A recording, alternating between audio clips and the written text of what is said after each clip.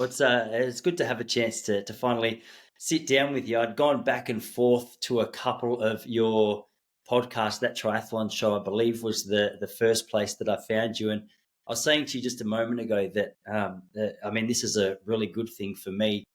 This podcast seems to have opened up to the world of triathlon and endurance training and coaching in general, rather than just that of specifically distance running. Which is, I mean, it's amazing how many of the principles of endurance training cross over to so many sports. So I guess it's not so much of a surprise, but I guess as a way of a start, man, for anyone who hasn't heard of you before or not familiar with what it is that you do, I thought we could just lay the foundation with that, and then we could get into talking about some of the fundamental elements of endurance training. Sure. Nothing pleases me more than going on and on about myself. So why not, right? Let's see. I am an emergency physician. I am a dad, and I'm a reformed ice hockey player. Originally from Montreal in Canada, where I grew up and played a lot of ice hockey, being in the home of the famous Montreal Canadiens. For any of your listeners who know anything about ice hockey.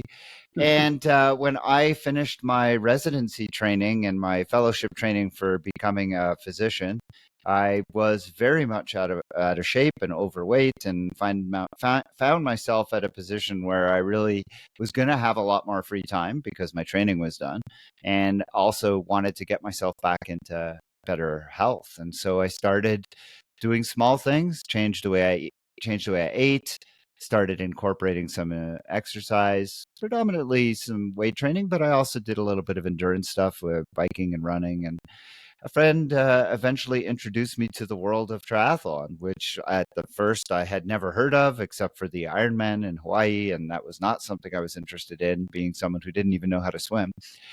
And eventually just kind of found myself trying this new challenge and became very quickly addicted to it, and was an endurance sport adherent pretty much from that point. And so it's been over 20 years now that I've been participating in triathlon and in running events and cycling events. And it really did change my life very much for the better. I think it made me a better person. It made me a better father for sure. My children are very much following in my footsteps by staying active and eating well and doing things that I think will lead them to be much healthier than I was when I was in my 20s and 30s. And as I kind of got more experienced in multi-sport, I wanted to kind of give back to the sport that had given me so much. And so I started a podcast. Well, before that, I had actually been writing for several different publications in the world of triathlon as a physician, providing medical content. And then I started a podcast called the TriDoc podcast, where I talk about the intersection between health, wellness, and triathlon, as well as other endurance sports. And then I started becoming certified as a coach, and I've now been coaching for 5 years as a endurance coach. I coach some runners, I coach some cyclists, but the predominance of my athletes are triathletes and different multi-sport athletes. And yeah, that's Yeah, me in a nutshell. it's interesting to hear you say that you'd finished your training as a physician and you realized that you're a little out of shape. That's a story that, I mean, I've heard time and time again. It's interesting that so many of you guys, during one of the more challenging part of your life, in becoming equipped to be able to help us navigate our health, have to sacrifice so much of yours with sleep deprivation and long hours and random routines. It's interesting. I've just finished a book called Good Energy, which has come out fairly recently for anyone interested. It's written by a chick called Casey Means, who was she was a physician. She was a doctor, like a ear, nose, and throat surgeon, I believe she was, for a number of years. And her story was that she had kind of gone down the rabbit hole of surgery and just practicing as a doctor, and then realizing she was seeing so many of the same patients over and over again. And while she was seeing them over and over again, she also realized her health was terrible, which was like a wake up call for her to get involved in, not triathlon or endurance running specifically, but just training in general. It's interesting that you take a physician out of that in that shape, and they apply that same kind of mindset that they applied to their studies. And pretty quickly, it's no surprise that you become an addict in the sport of endurance. It seems to have that reputation for sucking us right in. What did that initial transition look like? Was it just quite gentle exercise, or did you go sort of hook, line, and sinker, Uh, as we say? well, so just to get back to that point about physicians kind of becoming that way, it's not all of us. I think I worked with a lot of people who were better about maintaining their health, but there's no question it's hard to eat well because you tend to be always just grabbing whatever you can, and just that tends you tend to make poor choices because what's available tends to often be fast food, and you don't tend to have a lot of time to dedicate to yourself. And it's interesting because now I see my training as respite and as absolutely integral to my mental health. And I wish I knew then what I knew now, because I would have taken the time to run or bike or do some kind of physical activity, because I could have found 30 to 60 minutes a day to do something. But it wasn't part of my being at that point. I played ice hockey, which I was able to squeeze into my schedule. So it would have been easy to find some way to do some kind of exercise. But again, it just wasn't who I was. So when I decided to finally do something about it, I actually bought a book because I really didn't know where to start. And I bought a book, one of these, like, get yourself, improve your life kind of thing. And it was a book called Body for Life, which basically it tried to condense everything into real, you could do this on 30 minutes a day. And most of the time that 30 minutes was in the gym lifting weights, which was something I had done before and was comfortable getting back to. But it threw in doing some endurance as well. So it threw in 30 minutes of running or cycling or something that you did. I think it was 3 times a week, and then you did weights the other 4 days, and then you had just a renewed or a renewed focus on how you ate. And I think it was those two things, just introducing a small amount of exercise a day, which was easy to commit to, and then changing the way I ate. And it wasn't long before I dropped quite a bit of weight pretty quickly. And I went from 210 pounds, I think, to 190 in the course of probably 2.5 months. Wow. And after that, I was introduced to this idea of doing multisport. And then it got much more much more involved in terms of how I was exercising. Yeah, I always find that fascinating, that transition into exercise, and how even starting out doing something which in hindsight might seem relatively small, just to build the momentum, the confidence, the consistency, can start laying some really positive results. I listen to a guy in the finance world from time to time called Dave Ramsey, and he's got something he calls the snowball effect, which is not claiming as his own, but when he's talking about debt, he often speaks about how people, they'll try and pay off their biggest debts first and lose all confidence with their ability to do it. So he says, let's flip that on the head. Let's get rid of the $4 debt, and we'll just gradually work our way up. And I think it correlates beautifully sometimes into the world of endurance sport or fitness in general. Sometimes we make that decision that we're going to get on board and get fit or get healthy.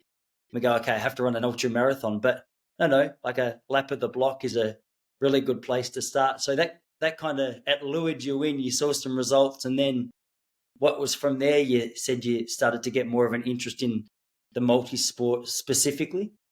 Yeah, well, I learned so much. I love that comparison with paying off debt in manageable amounts, because I learned so much from endurance sport. And one of the first thing I learned was you don't have to sort of look at the end goal, which seems so far away. Like, I mean, when I weighed 210 pounds, the idea of getting down to where I am now, which is 160, would have been insane. Like, I would have looked at that and just been like, I can't do that.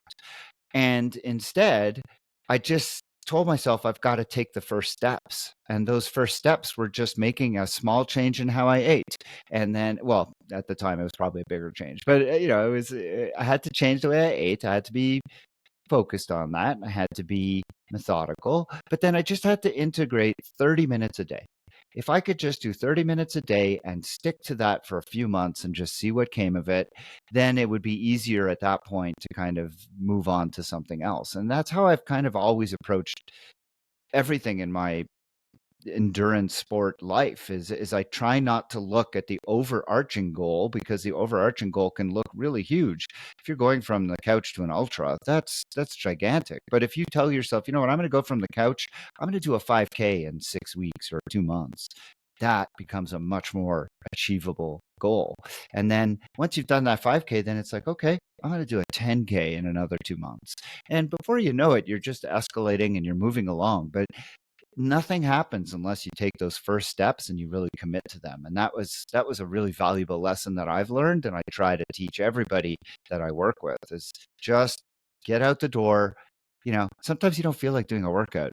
And my son, who's taken up cross country and has become very, very, just a phenomenal cross country runner, he had days when he first started committing himself to training where he just was like, gosh, I just don't feel like it today. And I said to him, I said, Adam, just go out and run to the corner. And if you're not feeling it when you get to the corner, just turn around and come back. But if you are, if you made it to the corner and it's okay, just go one more block.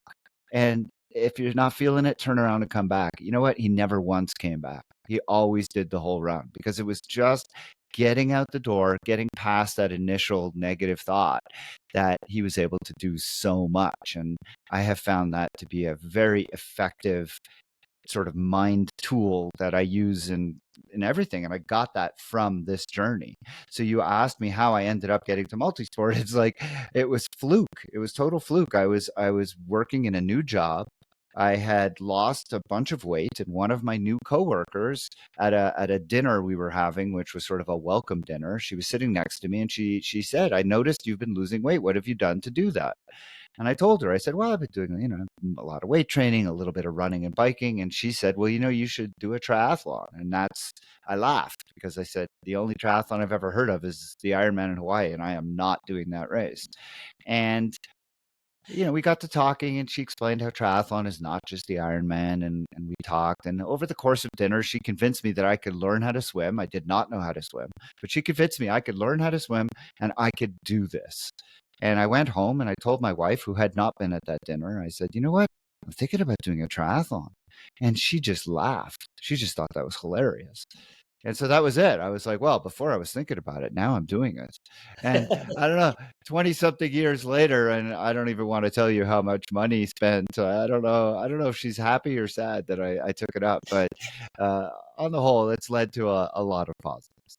Yeah, happy when she wakes up in the morning and sees the physique of the bloke next to her, but not happy when she wakes up and sees the bank account. Yeah, I know. I've heard some stories about you triathletes when it comes to bikes and gear, and yeah, there's no shortage of cash which is being splashed out there. But man, you said something which I think serves as a really nice start to the conversation, because one thing that I've enjoyed hearing you speak is just the principles, or the way that you speak about developing momentum, consistency, fitness, in whatever it is that you're doing, really. But I mean, more specifically to us in endurance sport, with with your son Adam, like that block to block principle. Like, just get the shoes on, get to the first block. If you want to come back, such a great place to start. And I mean, it's not a real groundbreaking point to make. It's often the really simple things that seem to have such a significant effect if they're done consistently. And I like that, because often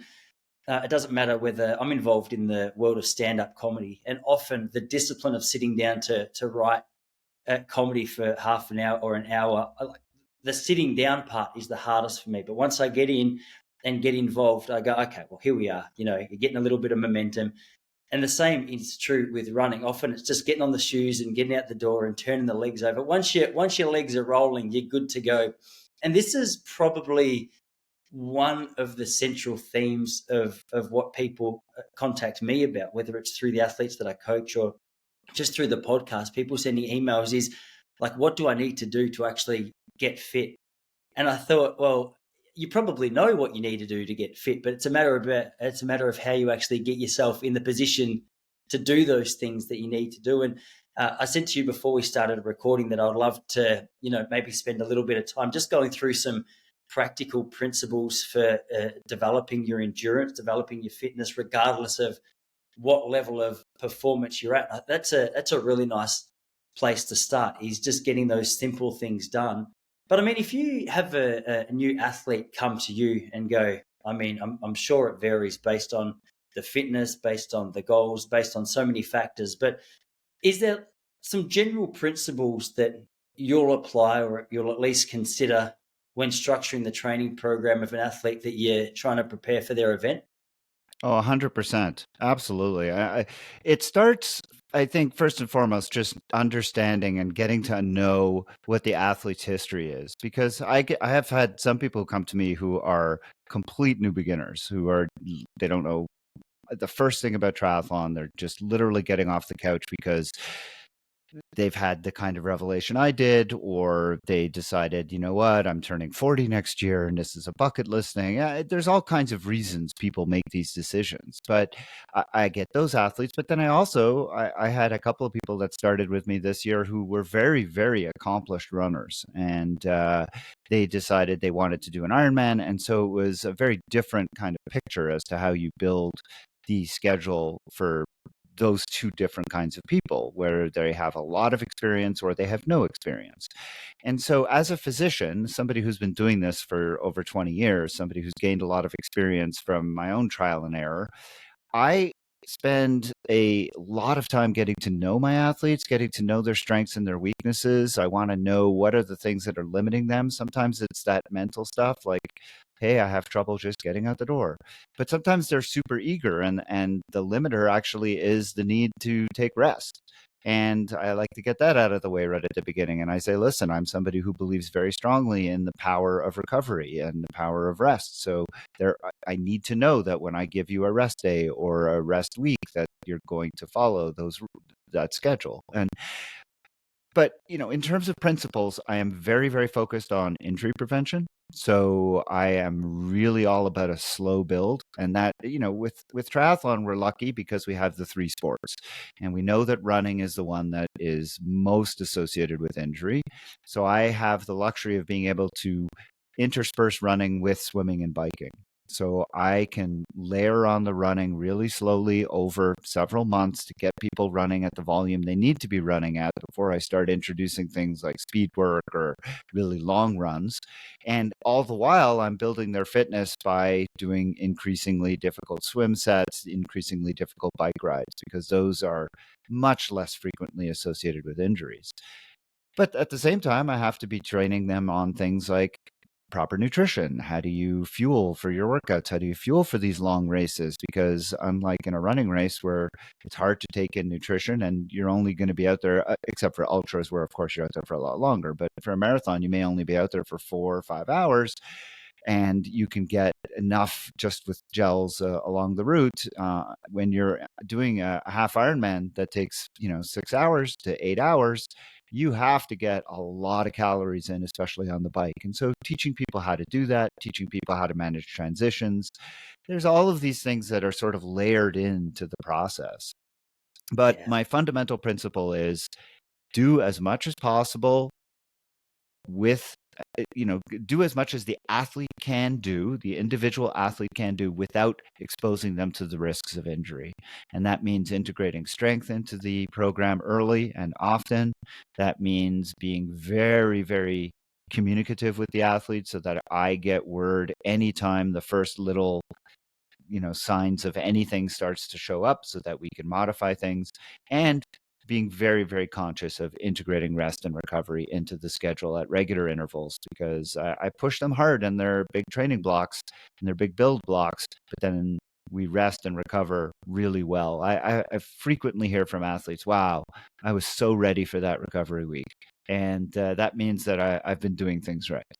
yeah. The recovery is a really interesting subject. I had Craig Alexander, for anyone who's from the distance running world, not as familiar. He's three-time Ironman world champion, really renowned for not only his big training weeks, but the things that he did in and around his actual specific training for the event, so called, like the swim, the bike, the run, and every principle that you just mentioned. Then were things that he touched on very briefly in the conversation that we had the other day, and I just remember thinking that there's a certain element of distance runners, or there's a certain group of distance runners, I think, who can see the benefit of a really well laid out structure of focus points, like we've just said. But there's so many athletes that they fall victim to this idea that if you want to improve, then run more, run harder, and do that for as long as you can, and just good luck, the survival of the fittest. But one thing which is often forgotten, and one thing that I'm constantly banging on about, is this idea that yeah, like you just said, the recovery days or the recovery weeks are just as important as the really intense sessions. And maybe we could launch off with that, because I think recovery is a really overlooked area of endurance performance. When you're speaking about recovery, whether it's a day or a week, are you speaking about simply time off feet, or what are you referring to when you're actually saying recovery?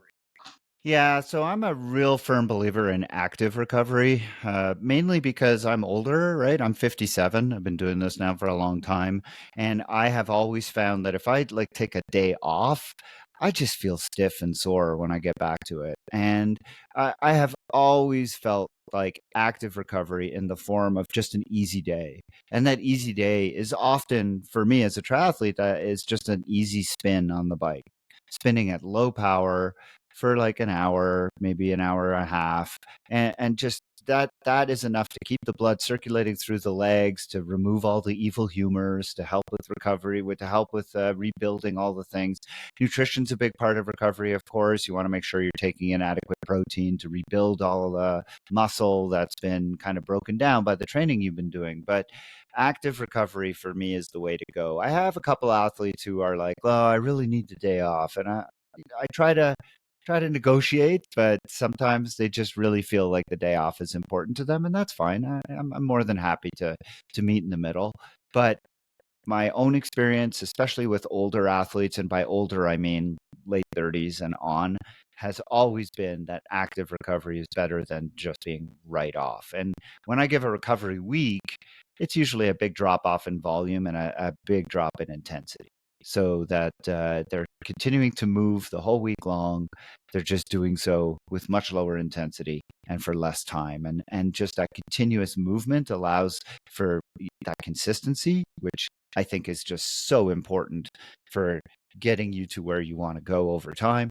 And then also for just recovery and restoration, just because you're keeping moving. Yeah, running or triathlon has the reputation of rewarding those athletes who are the most consistent. I'm very similar to you. I don't like the fact that I'm starting to be included in the older age group athletes. Now I'm 37, but I mean, to Yeah, and reach I it. mean, honestly, age is kind of a mental construct in a way. Like I don't feel 57. Like I say, I'm 57, and I actually catch myself going, "Wow, I don't feel 57." My kids are always like, "You're not 57, Dad. You look like whatever," and I'm like, but the reality is I there things have changed, right? Like I can't do back to back really hard days the way I used to. I need a little bit more time to recover. I still can race fairly close together. Like I've done races separated by about 2 weeks and have actually done pretty well. So in that sense, things are good. But I think that's a reflection of the fact that I'm so consistent with my training, not a reflection of the fact that things have changed because of age. But there's no question. I definitely feel how things have changed with my age. My speed hasn't dropped off that much, but it is starting to change a little bit. And while 37 is certainly not 57, there's no question that 37 is not 27. And I think the sooner we kind of all get our heads wrapped around the fact that, look, we just have to deal with it and it just is what it is, but we don't have to accept it as a like, I have never looked at my age and said, well, that means I'm going to perform less better than I did last year. I have never, ever accepted that. I go out, I work just as hard.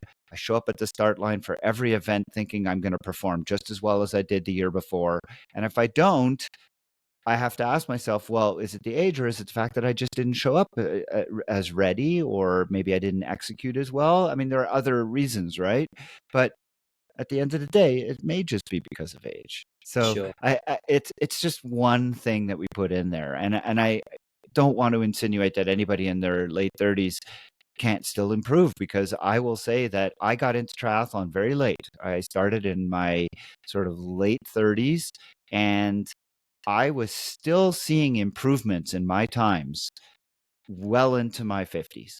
So, yeah, and that is there's a lot of reasons for that. It's not just because I was getting better, but it's because I had more time to train as I got older, right? My kids got older, and so it was easier for me to train more.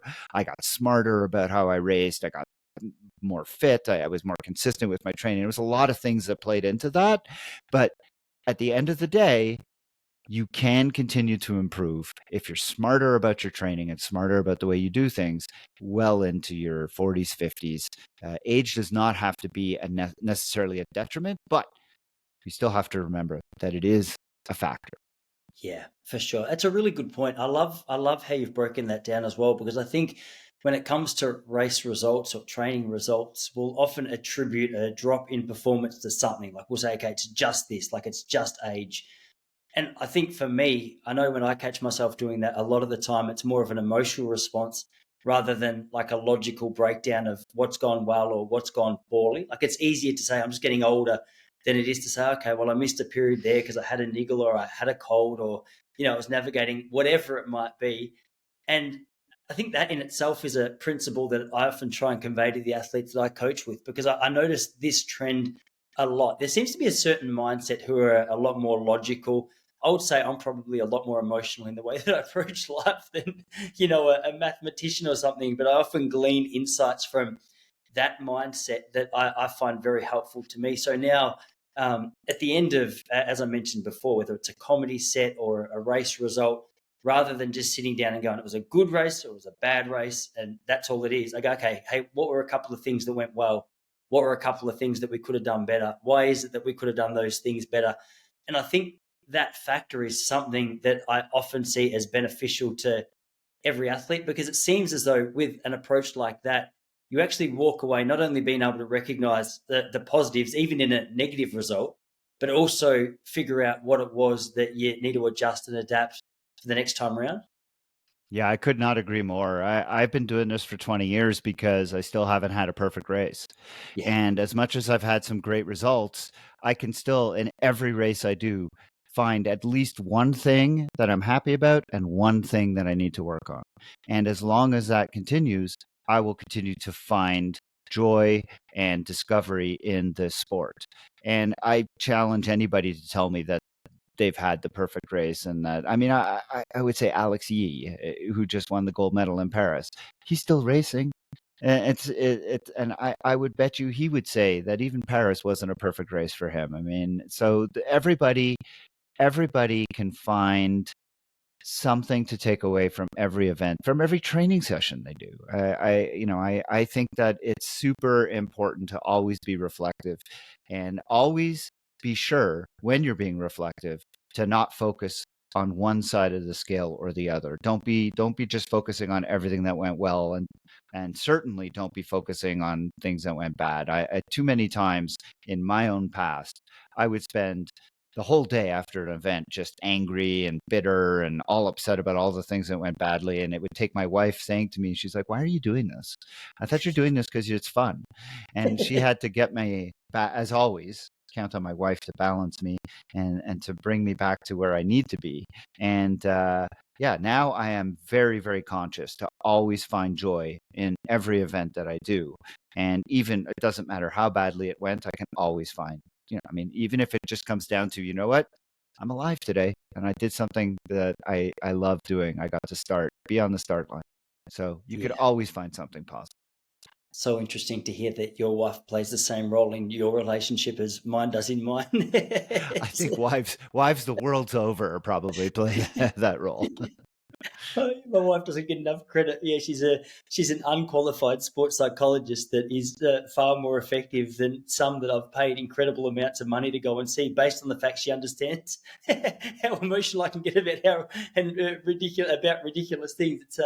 Yeah, it's very funny to hear you say that. I love it. It's a theme I've actually noticed speaking to a lot of people on the podcast. I I'm interested. You've mentioned, so we've sort of touched on recovery a little bit. We've touched on consistency and just building up more slowly. One subject that I'm really fascinated by at the moment, and I think just for a little context for you, last year, start of 2023, I got back involved in distance running after a few years away from any structured kind of training. I'd keep fit. I'd go for a jog a few times a week. I'd go to the gym, but I decided to get back into some marathon running. And after about 7 years away, one of the first problems I had was I was navigating my way through a lot of calf strains, and this is that learning factor. I mean, I had never had injuries really when I was running. I was really quite lucky with how consistent I was for such a long period of time, and as a result, it was very beneficial to me when I was competing at a high level. But it was very unhelpful to me when it came to the situation that I was in, because my mindset was, all right, well, I just get back into training and my body will just adjust like it used to and I'll be good to go again.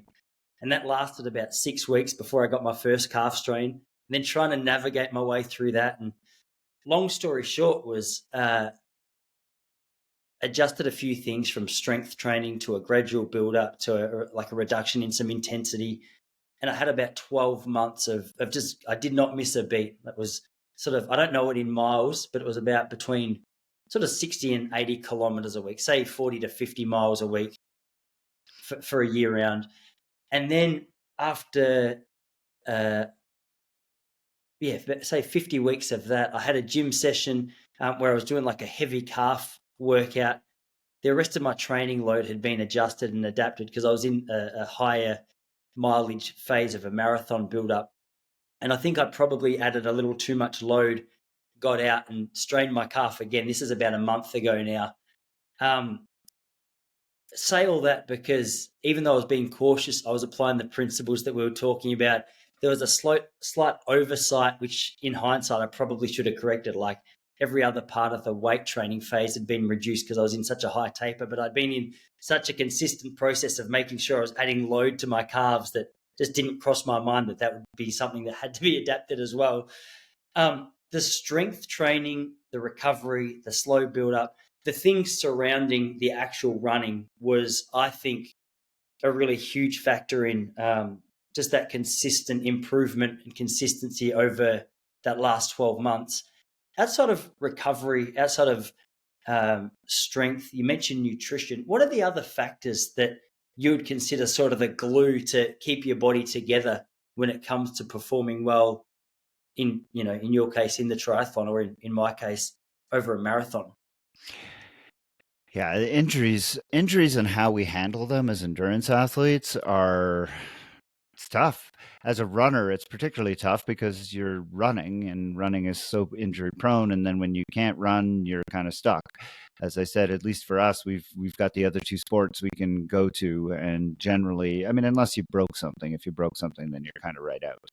But yeah, injuries are really tough, and avoiding them is really something we all strive to do. I think that I kind of view injury prevention as it's very much a long-term project. And in terms of maintaining a positive kind of trajectory in terms of your training and getting your events and everything, I think you have to have a lot of things come together. And there's going to be these random little things like, like you said, one day in the weight room that you just sometimes can't anticipate. And or you could be walking across the street and step into like a pothole, right? I mean, there's going to be things you can't account for. But if you want to mitigate the risks, I think the best things you can do is ensure that you're following a trajectory that layers on the volume in a very predictable way. You never want to be jumping a huge amount from one week to the next. And that even goes from coming off a recovery week. Like, let's say you were running 60 kilometers one week and then you go down to your recovery week where you're only running 25. You don't want to go up to 80 the next week because that's a huge jump, and that's putting yourself at risk. So you want to go through a periodization where you might go from 25, then you go to 40, then you go back to 60, then you go to 80, something like that. If that's assuming you've had a very long build into being able to tolerate those kinds of volumes. So I think that being conscientious about how you layer on volume is a big one. Strength training, integrating it into your routine all year round is huge. There's a growing body of evidence. It's still small, but it is a growing body of evidence that does suggest that strength training can help with mitigating the risk of injuries. It's not going to take the risk away. And as you learned, unfortunately, it can actually contribute in some cases. But for the most part, if you do strength training in a thoughtful way, it's really helpful. Nutrition is a big one. Protein intake is generally lower than it should be for most athletes, and so making sure that you're getting adequate protein is going to go a long way towards helping with recovery and helping with making sure that you maintain your muscle mass. As we get older, that's a big problem, and we have to make sure that we increase protein to go along with that. And then we talked a lot about recovery in terms of recovery weeks, recovery days, but recovery every single day in the form of adequate sleep, which is something that as we get older becomes more and more difficult. And for someone like me who works in shift work and has very unpredictable sleeping hours, it's a real problem. And I know I'm not alone. There's a lot of people that have jobs like I do. And you get older, it becomes harder to sleep. Fortunately, you don't need quite as much, but still getting as much as you possibly can to ensure that you're able to maintain your training and keep yourself healthy is very important. So those are the things that I would say is nutrition, proper structure of your training program, incorporating continually good strength training, and then adequate sleep. That would be the big four that I would say would be the best. And I don't include this because it's just a natural part of what I do as multisport, but the ability to cross train and having that ability to move between sport to sport so that as a non-runner, I'm not always running, which is the highest risk. And so you're much less likely to incur injuries when you are able to balance across three different sports. But as a runner, there are ways to maintain your fitness without having to run 7 days a week. And I know a lot of runners do, or at least maintaining this understanding that you don't have to run hard all the time, right? I mean, there's a various ways. There's 80-20, there's all this like polarized training and stuff like that. I'm not sure that I've never subscribed to 80-20 because I think it's a little bit too much emphasis on low effort, but I think the concept makes a lot of sense. Spend more of your time training at a low effort and less of your time training at the higher risk, higher effort, and you're more likely to stay healthy. Yeah. I think this is one thing distance runners in general can pick up from triathletes is your ability to cross train is a real standout feature. Like from an outsider's point of view, looking at the world of triathlon, you can't help but notice for lack of a better term, the luxury of options that you have when it comes to cross training. But in saying that, Gordo Byrne, when he was on the show a while ago, spoke to runners about this idea. He says, runners think I've got to run a marathon, so my long run has to be 2.5 hours. But if you're at a point in your build up where your fitness can only allow you to run 50 minutes or an hour, he goes, well, why not substitute that with getting on the bike? Like do your hour run. And then if you're trying to make those metabolic changes, that jump on a bike and, continue that zone 2 effort without that weight bearing going through your legs and your quads. And I thought that was a real standout feature because from a bloke who's been in the sport for 25 years, it was nothing that I've ever applied. Granted, I was more a middle distance runner when I was actually competing at a higher level. And it's only the last 18 months that marathons become a really interesting event to me. And some of these principles have started to become more obvious. But I mean, there's an Australian Olympian, Genevieve Gregson, who I had her on the podcast a couple of years ago. And I remember one thing that she mentioned was she was constantly struggling with, I think it was lower leg injuries. And she eliminated her second run from the day and alternated with either some work on the elliptical or just some water running. And like the options that you have to get your heart rate up are quite broad. But I think and I'd love to hear your thoughts on this. I think a lot of the time it's the mindset that accompanies it. It's like, no, I want to be a runner, so I have to run. Whereas Yeah. sometimes the benefits of, an alternative approach of getting the heart rate up might in fact be a better long-term option. Well, I think it's not a perfect solution, right? Because there's no question that if you're gonna run a marathon, There's no substitute for actually putting in the miles. I mean, getting your body trained to be able to adapt, to be able to handle the load. You're not going to get that by riding a bike. You're not going to get that by water running. You're not going to get that by swimming.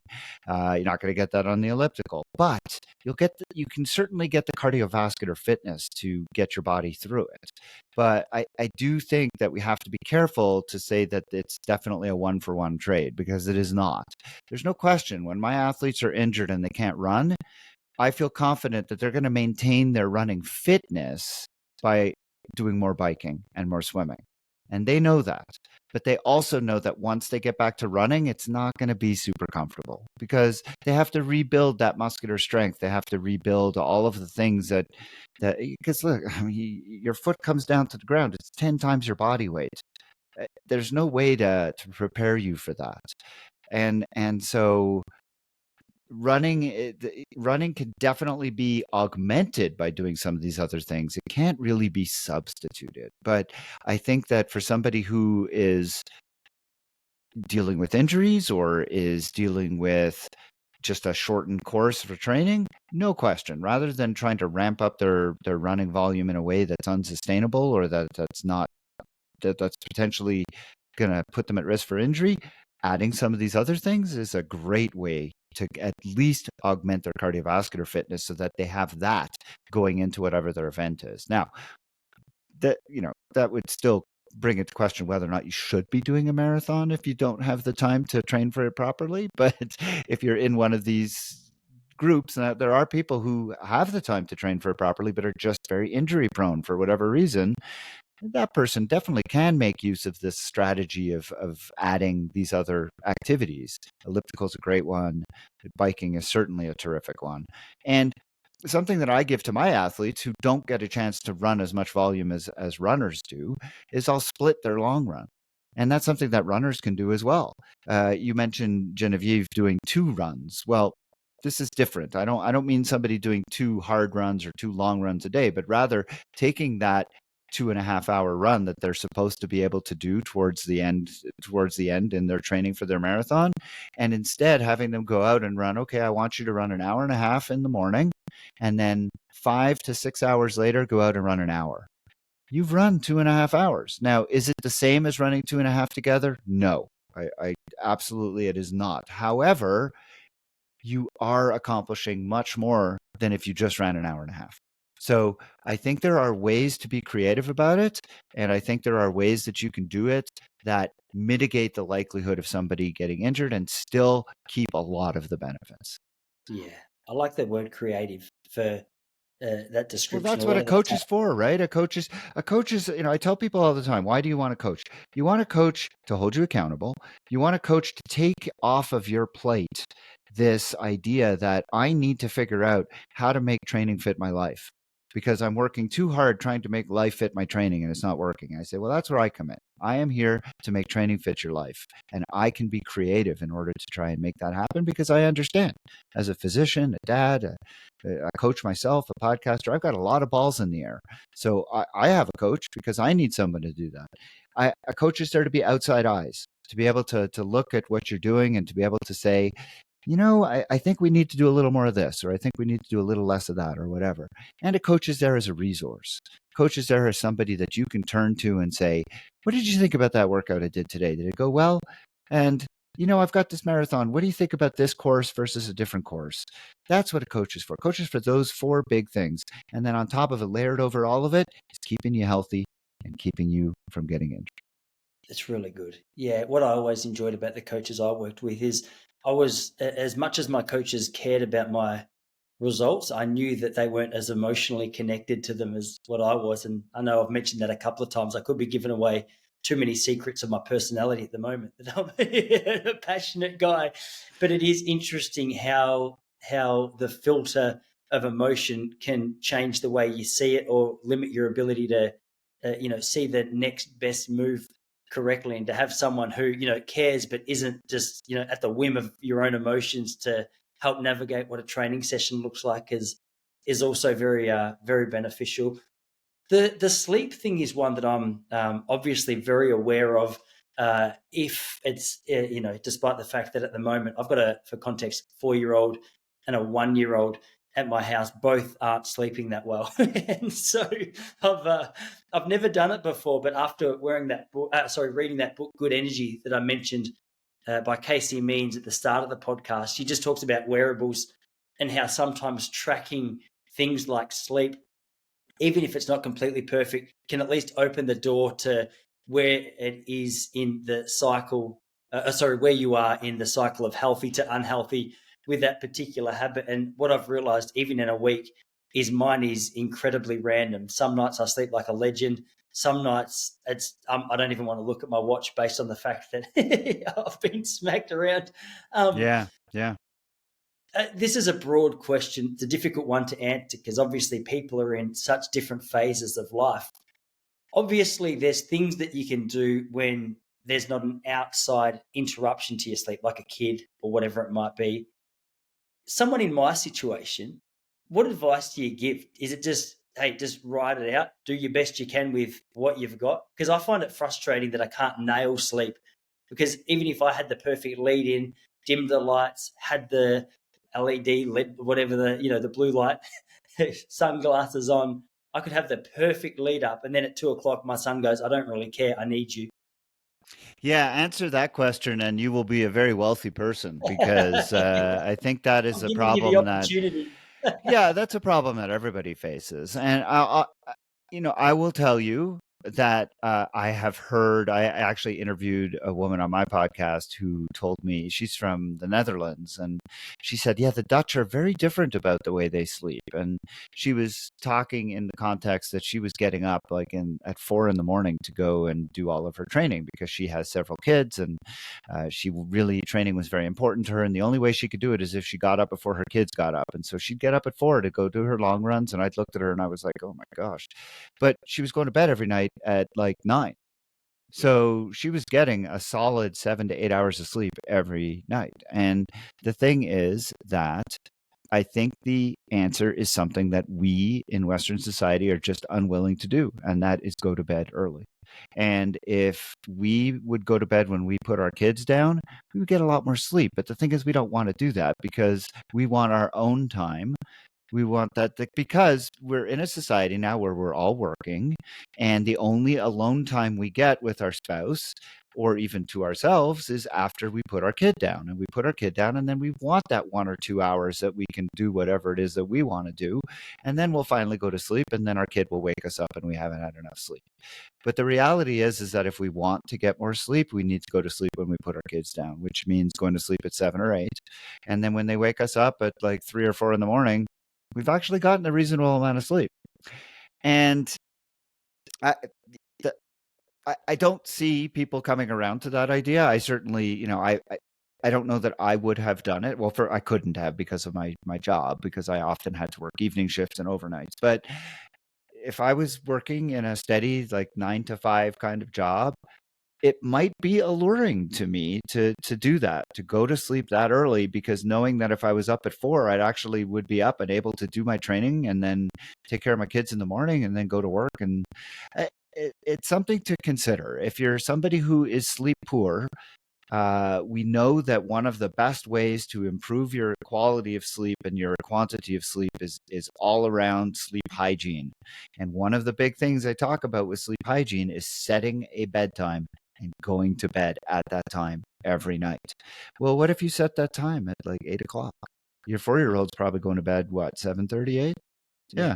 So what if you went to bed at the same time? You might find all of a sudden you're sleeping like a legend a lot more frequently. Now, the problem is the world around us is not going to sleep at that time, and there's all kinds of stuff going on that we want to see and do, and our friends are up, and so I get it. But if you ask me what's the one thing that we could try to do, that would be it. And if I could go back, and like I said, if I had the job that would facilitate it and allow for it, I might try that. It's a good point. I can tell by the way you answered the question that you really do get it, because I'm the exact culprit that you explained. It's like, all right, well, you're working in the day, your kids go to bed. I probably should say hello to my wife, but I also, I want to do whatever it is that I want to do. So, I mean, it's once again a relatively simple answer, isn't it? But you're also right in that, okay, I don't I don't want to change those things. You're right. So it's like, all right, we'll just suck it up and stop complaining then, Tice. It's a really good point. No, because we want our cake and we want to eat it too. I get it. I totally get it. I mean, listen, I've been there, done that, and the idea of getting up at 4 in the morning is not at all appetizing to me. No more than going to bed at 8. But if I could do that and know that I would get a solid 7 to 8 hours of sleep every single night, I don't know, might be worth it because I know how good I feel after a good night's sleep. And I know how infrequent those are. Well, what if I told you that, if you did that, you'd get a good night's sleep 8 times out of 10? Suddenly that doesn't sound like such a bad deal, right? Yeah, it's a There's no good point. question. Listen, you got to give a little to get a little. And in this case, you probably have to give a lot, but you might be getting a lot too. So then it becomes a question of risk and reward. That's true. That's true. Like how much you're actually willing to sacrifice in order to get the results that you claim that you want for what you're training for. Exactly. That's a really good point. I will Man, say this though, in the times that I have, like sometimes I'm really tired and I go to sleep super early, 9, whatever. And I'll just naturally wake up at 4:30. And then I'm like, you know what? I'm up. So I'll get up, I'll get out of bed, I'll have a coffee, and I'll sit down at the computer and man, am I productive. Like I just get so much work done because it's quiet in the house. It's nice. And then I've gotten a bunch of work out of the way. Kids get up. I sit down with them while they're having breakfast. They go off to school. I get my training done. And by the time it's like 9 or 10 o'clock, I've done a whole day's worth of work. So there's a lot to be said for that strategy. It's hard to wrap your head around, and it's hard to commit to. yeah, But so is everything in endurance sport. It's it's a getting great. out the door. It's that getting to that first block. Yeah, yeah. Thanks, Adam. No, I like it. I mean, these podcasts can go forever, and I mean, I've been doing it now for nearly 5 years and talking about things just like this. So I know there's no shortage of just helpful things that we can apply to get more out of ourselves. But I mean, for the sake of your evening, I've got my eye on the clock, and I thought maybe we could just round it out with like if there's anything that we haven't mentioned that you think is worth mentioning in the same realm of what it is that we've been speaking. I know you mentioned the four sort of foundational things before, and you're quite clear. But on top of that, like, is there anything else that, from your perspective, we overlook that should be focused on more regularly? I think more than that. So keep in mind, I do a podcast that basically just answers questions from athletes. And I would say probably 2/3 of the questions have to do with a product or a supplement or something like that. And people are always looking for ways to, I mean, essentially get a shortcut. Not because, not, so sorry. No, man, it's the theme of I'll my repeat life. that. Even though my phone is on do not disturb. It's my sister-in-law. I wonder if her calls go through. All right, I'm going to re-say that. I answer a lot of questions on my podcast that have to do with health and wellness around triathlon. And I would say that for many of the questions that come through, probably 2/3 of them have to do with supplements or some kind of product that's promising some kind of gains either in training, racing, or recovery. And we're all, as we've talked already several times on this podcast, we're all time poor, we're all sleep poor, we're all looking for ways to enhance our ability to train, recover, and race. And if some product is out there promising us a shortcut, we are going to take it. The reality, I'm very sorry to say, is that in 5 years of doing my program and reviewing the science behind the claims of well over almost 200 different products, almost none of them do anything. They're all a waste of money. It's just not worth it. And so at the end of the day, if you're spending time or money on any of these very expensive supplements or different electronic devices that promise to make you stronger or more rested, they just don't work. The reality is invest in yourself, invest in your own well-being, be it through better nutrition, through better training, through better rest, and you're going to do significantly better than spending money on any of these things. Now, there are a few things that we have found that actually have shown benefit, and most of them are natural things, natural products. So spirulina is a great example. It's a blue-green algae that's available as a powder supplement. It actually has quite a bit of science that shows that it's actually pretty good for you, and it's very good for you health-wise.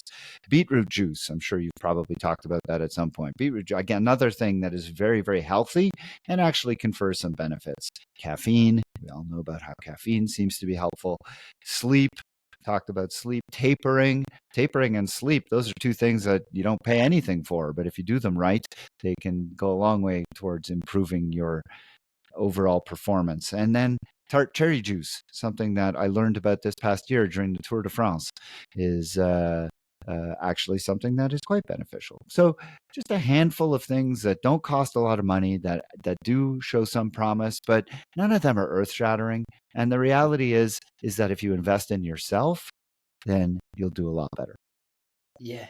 Well, I'm glad it's funny. I was at our little local organic shop the other day and they just had some uh, bulk spirulina. And I thought, oh, my wife likes that, so I'll get some. So now you've said that, you've got me excited, despite the fact you mentioned it might only be relatively small benefit.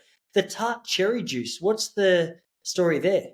So tart cherry juice was used at the Tour de France every time they finished one of these insane mountain stages. The domestiques, or not the domestiques, the soigneurs would run over to the cyclists and hand them these bottles of like this dark colored liquid that they quickly guzzle down. And the internet was replete with all kinds of sleuths trying to figure out what it was that they were drinking. And it turns out they were drinking tart cherry juice. And tart cherry juice has a fair amount of science behind it that shows that it's actually quite effective for two reasons. Number one, it contains a huge number of free radical scavengers.